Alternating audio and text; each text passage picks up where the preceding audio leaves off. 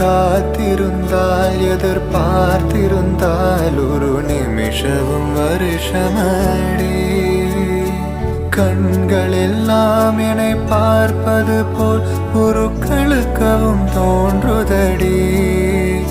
இது சொர்க்கமா நரகமா சொல்லடி உள்ளபடி. நாம் வாழ்வதும் விடை கொண்டு போவதும் உன் வார்த்தையில் உள்ளதடி.